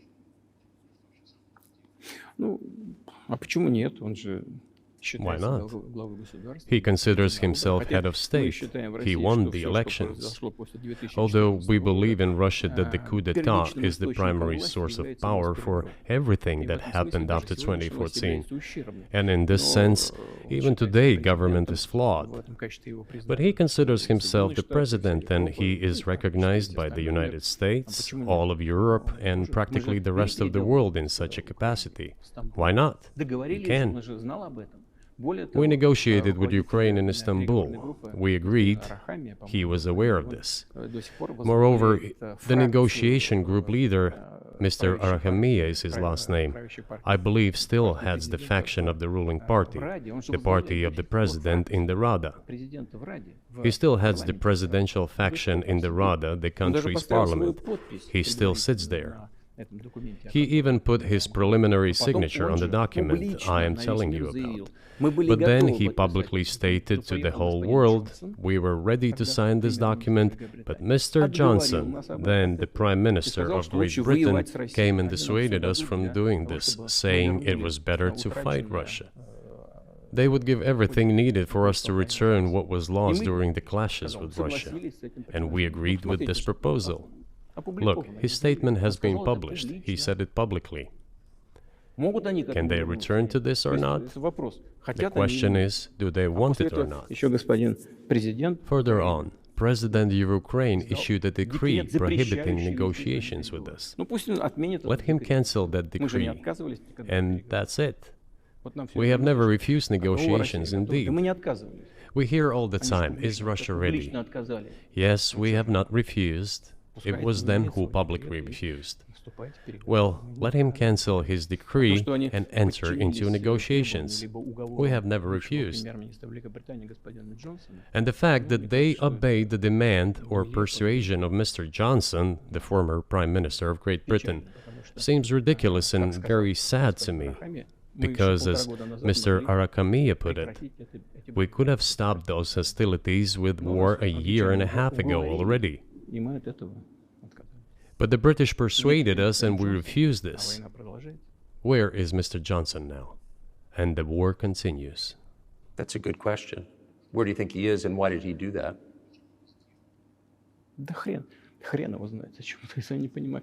Hell knows. I don't understand it myself. There was a general starting point. For some reason, everyone had the illusion that Russia could be defeated on the battlefield. Because of arrogance, because of a pure heart, but not because of a great mind. You've described the connection between Russia and Ukraine. You've described Russia itself a couple of times as Orthodox. That's central to your understanding of Russia. You've said you're Orthodox. What does that mean for you? You're a Christian leader by your own description. So what effect does that have on you?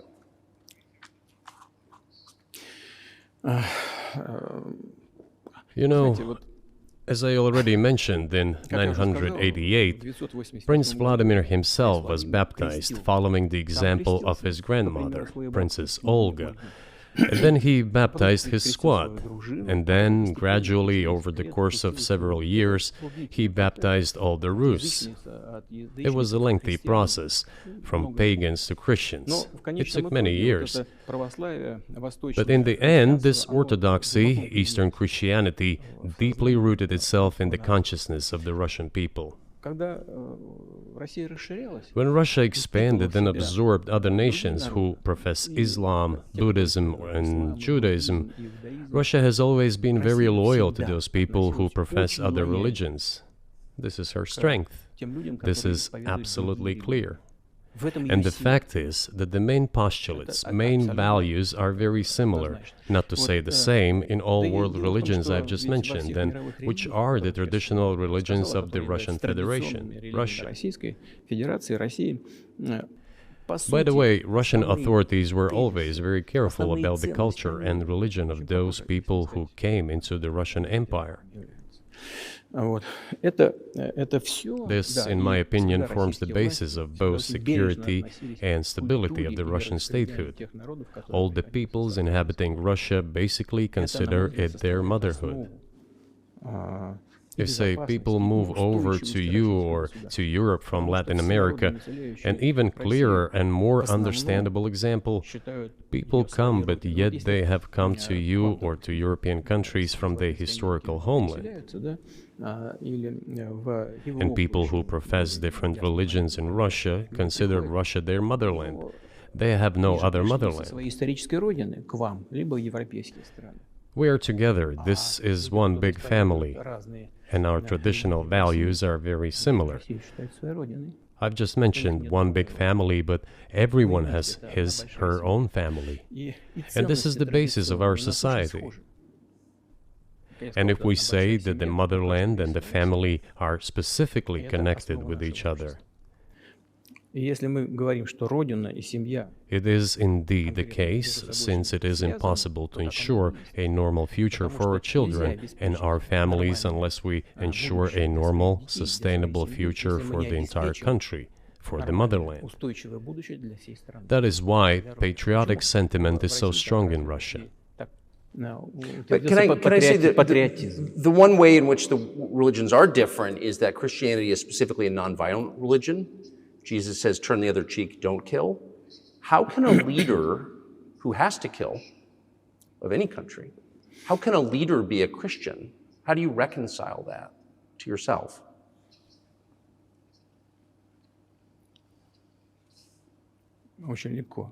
It is very easy when it comes to protecting oneself and one's family, one's homeland. We won't attack anyone. When did the developments in Ukraine start? Since the coup d'etat and the hostilities in Donbass began, that's when they started. And we're protecting our people, ourselves, our homeland, and our future. As for religion in general, you know, it's not about external manifestations. It's not about going to church every day or banging your head on the floor. It is in the heart. And our culture is so human-oriented. Dostoevsky, who was very well known in the West and the genius of Russian culture, Russian literature, spoke a lot about this, about the Russian soul. Русский человек, российский человек, он думает больше о вечном, он думает больше о ценностях. After all, Western society is more pragmatic. Russian people think more about the eternal, about moral values. I don't know, maybe you won't agree with me, but Western culture is more pragmatic after all.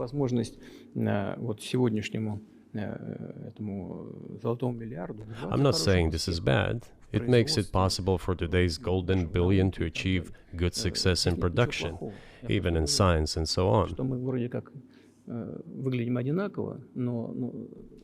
There's nothing wrong with that.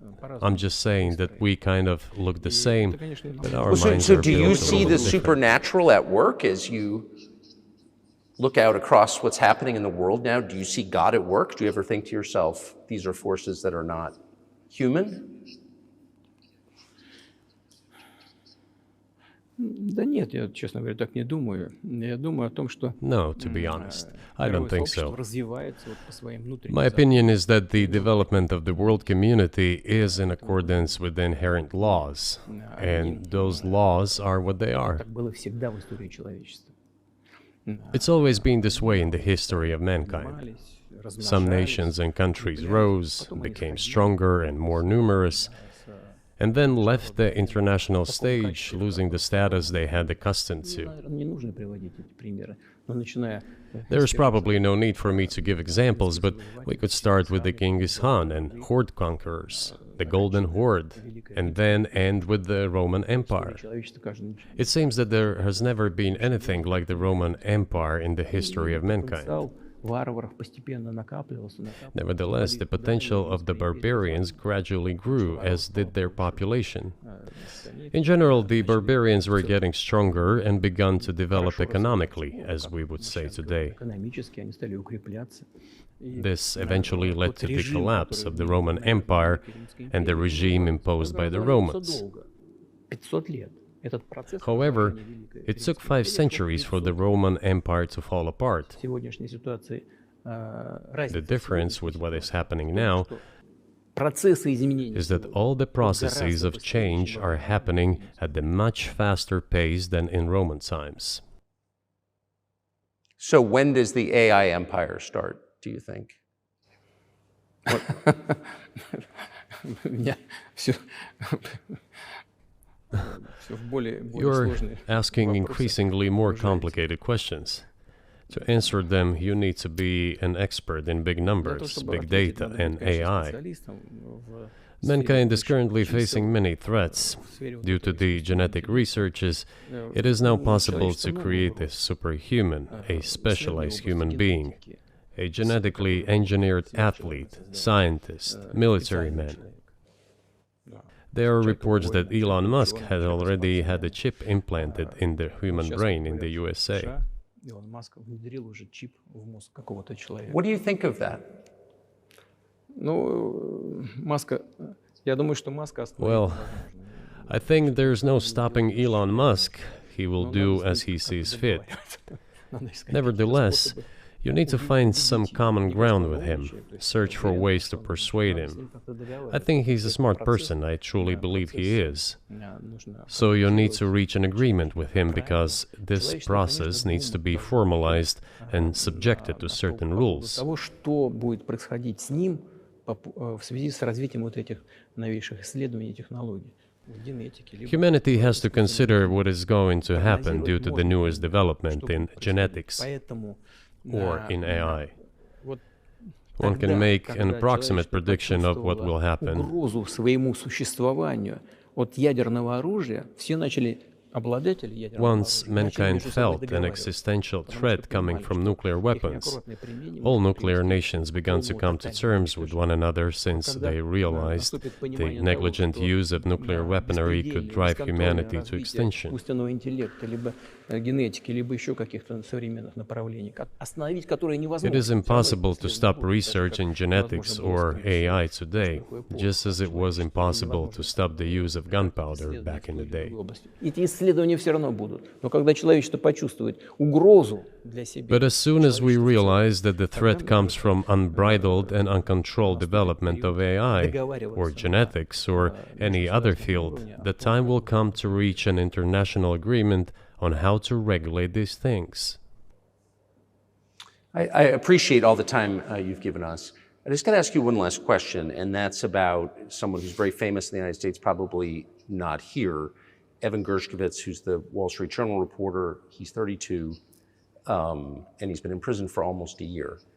This is a huge story in the United States, and I just want to ask you directly, without getting into the details of it or your version of what happened, if as a sign of your decency, you would be willing to release him to us and we'll bring him back to the United States.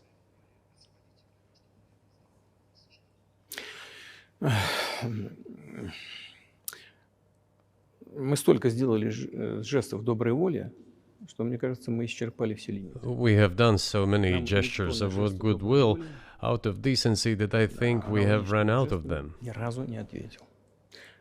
We have never seen anyone reciprocate to us in a similar manner.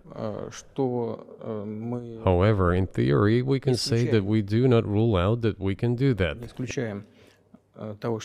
if our partners take reciprocal steps. When I talk about the partners, I first of all refer to special services. Special services are in contact with one another. They are talking about the matter in question. There is no taboo to settle this issue. We are willing to solve it. But there are certain terms being discussed via special services channels. I believe an agreement can be reached. So typically, I mean, this stuff has happened for obviously centuries. One country catches another spy within its borders, it trades it for one of its own intel guys in another country. I think what makes, and it's not my business, but what makes this different is the guy's obviously not a spy, he's a kid. And maybe he was breaking your law in some way, but he's not a super spy, and everybody knows that. And he's being held hostage in exchange, which is true. With respect, it's true, and everyone knows it's true. So maybe he's in a different category. Maybe it's not fair to ask for, somebody else in exchange for letting him out. Maybe it degrades Russia to do that. Вы знаете, можно как угодно говорить, что такое шпион, что не шпион. You can give different interpretations to what constitutes a spy, but there are certain things provided by law. If a person gets secret information and does that in a conspiratorial manner, then this is qualified as espionage. And that is exactly what he was doing. He was receiving classified, confidential information, and he did it covertly. Maybe he did that out of carelessness or his own initiative. Considering the sheer fact, this is qualified as espionage. The fact has been proven, as he was caught red-handed when he was receiving this information. If it had been some far-fetched excuse, some fabrication, something not proven, it would have been a different story then. But he was caught red-handed when he was secretly getting confidential information. What is it then? But are you suggesting that he was working for the US government or NATO, or he was just a reporter who was given material he wasn't supposed to have? Those seem like very different things. Я не знаю, на кого он работал. Но повторяю еще раз. I don't know who he was working for, but I would like to reiterate that getting classified information in secret is called espionage, and he was working for the US Special Services, some other agencies.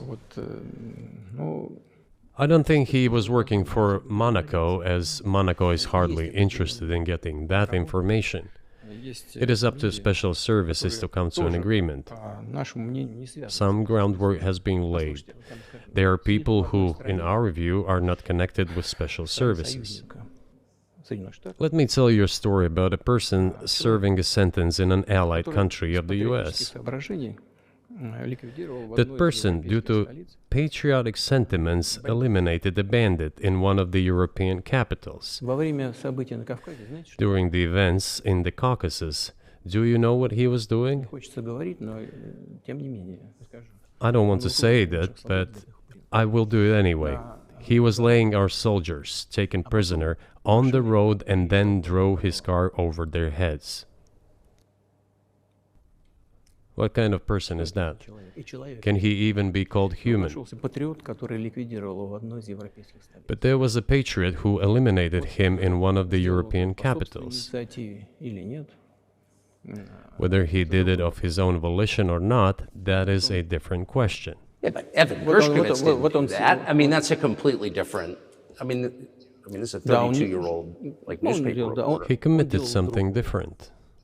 Да, он не просто журналист. Я повторю еще раз, это журналист. He's который not получил just a секретную journalist. информацию, на I которую reiterate, he's a journalist who was secretly getting Я confidential просто говорю про information. тех людей, которые Yes, it is different, but still, I'm talking about other people who are essentially controlled by the US authorities, wherever they are serving a между sentence. спецслужбами идет диалог. There is an ongoing dialogue between the special services. This has to be resolved in a calm, responsible, and professional manner.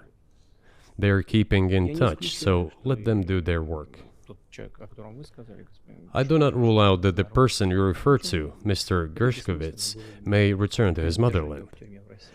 By the end of the day, it does not make any sense to keep him in prison in Russia. We want the US Special Services to think about how they can contribute to achieving the goals our special services are pursuing. Те проблемы, We are ready to talk. перед нашими Moreover, the talks are underway. And there have been many successful examples of these talks crowned with success. договаривались. Probably this is going to be crowned with success as well, Ну, только надо договариваться. but we have to come to an agreement. I hope you let him out. Mr. President, thank you. И мне тоже хотелось. I also want him to return to his homeland at last. I'm absolutely sincere, but let me say once again, the dialogue continues. The more public we render things of this nature, the more difficult it becomes to resolve them.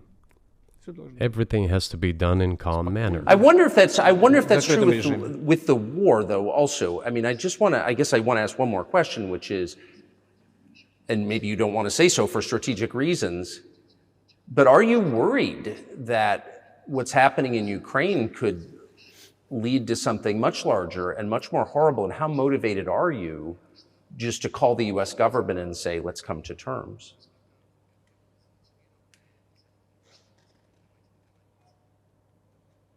Так, послушайте, я же сказал. I что мы already said that we did not refuse to talk. We are willing to negotiate. It is the Western side, and Ukraine is obviously a satellite state of the US. It is evident. I do not want you to take it as if I'm looking for a strong word or an insult, but we both understand what is happening. The financial support, 72 billion US dollars, was provided. Germany ranks second, then other European countries come. Dozens of billions of US dollars are going course, to yeah. Ukraine. There's a huge influx of weapons. In this case, you should tell the current Ukrainian leadership to stop and come to negotiating table, rescind this absurd decree. We did not refuse. Sure, but you already said it. I didn't think you meant it as an insult because you already said correctly, it's been reported that Ukraine was prevented from negotiating a peace settlement by the former British Prime Minister acting on behalf of the Biden administration. So of course they're a satellite. Big countries control small countries. That's not new. And that's why I asked about dealing directly with the Biden administration, which is making these decisions, not President Zelensky of Ukraine. Но если администрация Зеленского на Украине отказалась от переговоров, Well, if the Zelensky administration in Ukraine refused to negotiate, I assume they did it under the instruction from Washington. If Washington believes it to be the wrong decision, let it abandon it. Let it find a delicate excuse so that no one is insulted. Let it come up with a way out. It was not us who made this decision, it was them. So let them go back on it. That is it. However, they made the wrong decision, and now we have to look for a way out of the situation to correct their mistakes. They did it, so let them correct it themselves. We support this. So I just want to make sure I'm not misunderstanding what you're saying. I don't think that I am. I think you're saying you want a negotiated settlement to what's happening in Ukraine.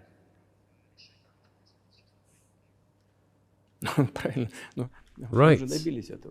And we made it. We prepared a huge document in Istanbul that was initialed by the head of the Ukrainian delegation. He affixed his signature to some of the provisions, not to all of it. He put his signature and then he himself said, "We were ready to sign it and the war would have been over long ago, 18 months ago. However, Prime Minister Johnson came, talked us out of it, and we missed that chance." Well, you missed it, you made a mistake. Let them get back to that, that is all. Why do we have to bother ourselves and correct somebody else's mistakes? I know one can say it is our mistake. It was us who intensified the situation and decided to put an end to the war that started in 2014 in Donbass, as I have already said, by means of weapons. Let me get back to further in history. I already told you this. We were just discussing it. Let us go back to 1991, when we were promised that NATO would not expand, to 2008, when the doors to NATO opened to the declaration of state sovereignty of Ukraine, declaring Ukraine a neutral state. Let us go back to the fact that NATO and US military bases started to appear on the territory of Ukraine, creating threats to us. Let us go back to coup d'etat in Ukraine in 2014. It is pointless though, isn't it? We may go back and forth endlessly, but they stopped negotiations. Is it a mistake? Yes. Correct it. We are ready. What else is needed? Do you think it's too humiliating at this point for NATO to accept Russian control of what was 2 years ago Ukrainian territory? I said let them think how to do it with dignity. There are options if there is a will. Up until now, there has been the uproar and screaming about inflicting a strategic defeat on Russia on the battlefield.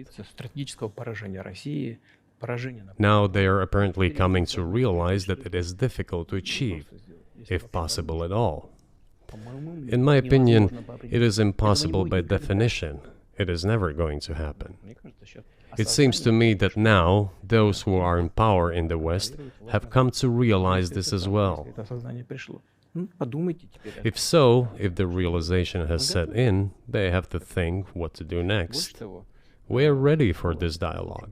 Would you be willing to say, congratulations, NATO, you won, and just keep the situation where it is now?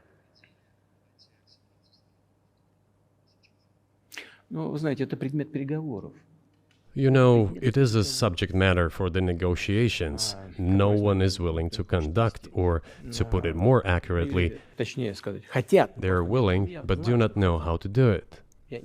I know they want to. It is not just I see it, but I know they do want it. But they are struggling to understand how to do it. They have driven the situation to the point where we are at. It is not us who have done that. It is our partners, opponents who have done that. Well, now let them think how to reverse the situation. We're not against it. It would be funny if it were not so sad. This endless mobilization in Ukraine, the hysteria, the domestic problems, sooner or later it will result in agreement. You know, this probably sounds strange given the current situation, все равно мы договоримся. И But the relations between the two peoples will be может, даже rebuilt странно в anyway. сегодняшней ситуации прозвучит. It will Всё take a lot равно of time, but they отношения will heal. между народами восстановятся. Потребуется много времени.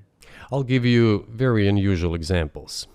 Совсем приведу вам необычный пример. There's a combat encounter on the На поле боя battlefield.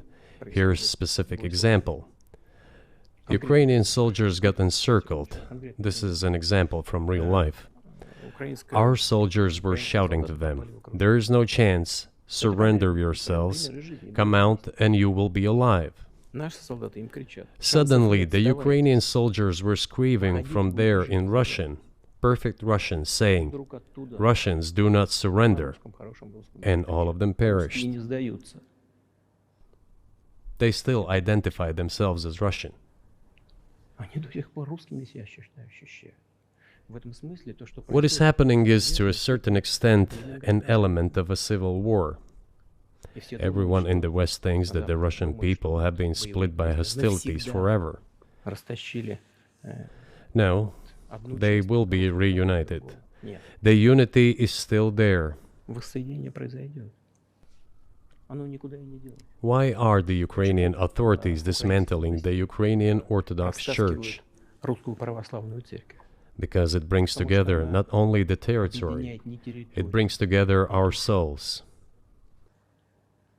И No никому one will be не able to удастся separate the их soul. разделить.